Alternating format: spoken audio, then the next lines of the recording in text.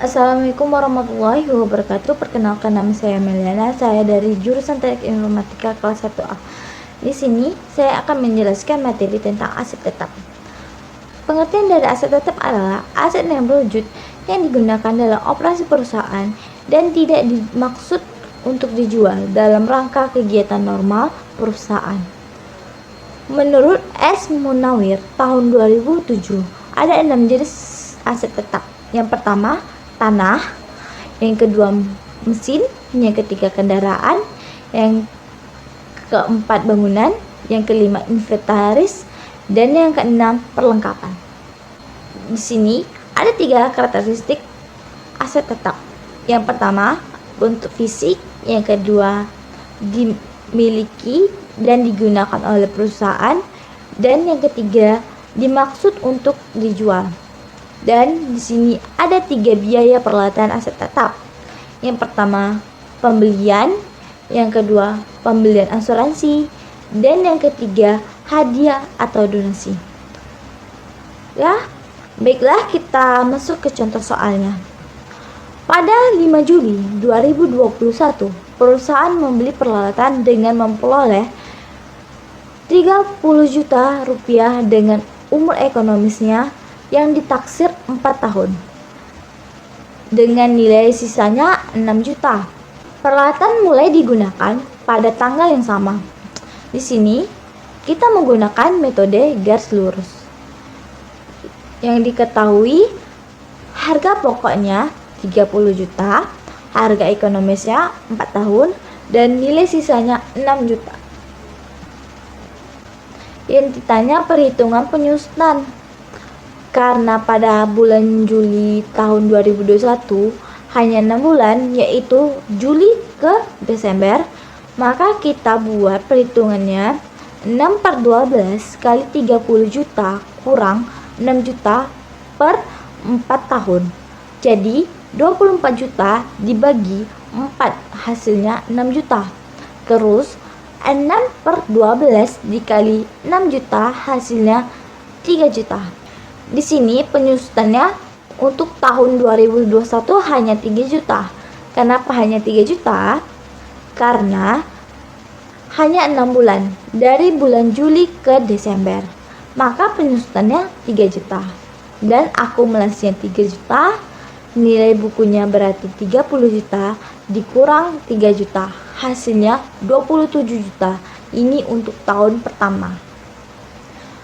Kemudian pada tahun kedua 2022 full 12 bulan, Januari ke Desember.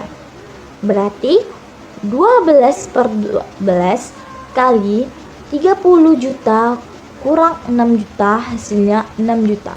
Pada tahun ketiga dan keempat yaitu 2023 dan 2024 ini sama.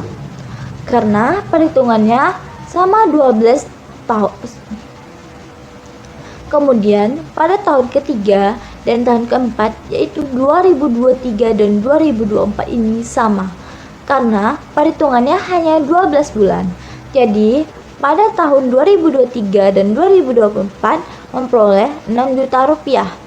Terakhir pada tahun 2022 hanya 6 bulan, yaitu dari Januari ke Juni. Rumusnya masih sama. Jadi 6/12 kali 30 juta kurang 6 juta bagi 4 hasilnya 3 juta rupiah.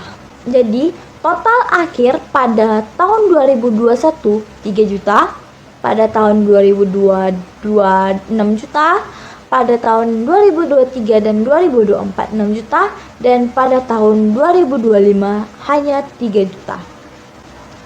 Loh, kok 5 tahun? Salah, ini bukan 5 tahun ya, ini hanya 4 tahun. Loh, kok bisa?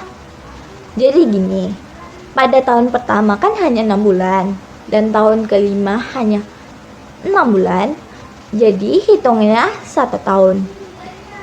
Tahun pertama Juni ke Desember, dan tahun kelima Januari ke Juni. Dan di sini kita akan memasukkan datanya. Pada tahun 2022 penyusutannya hanya 6 juta, akumulasinya 9 juta.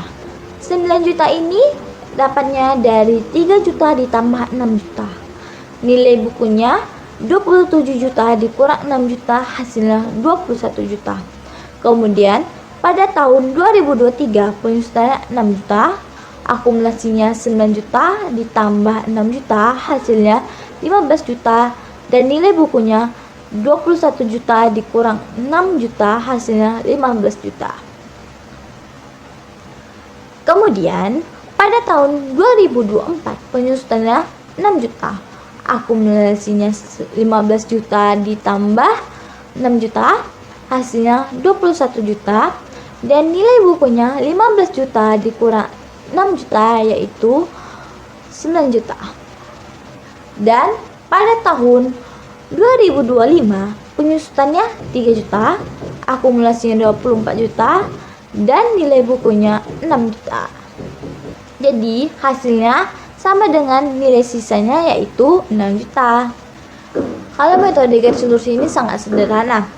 Kita bisa ingat saja pada tahun 2021 diawali pada bulan Juni.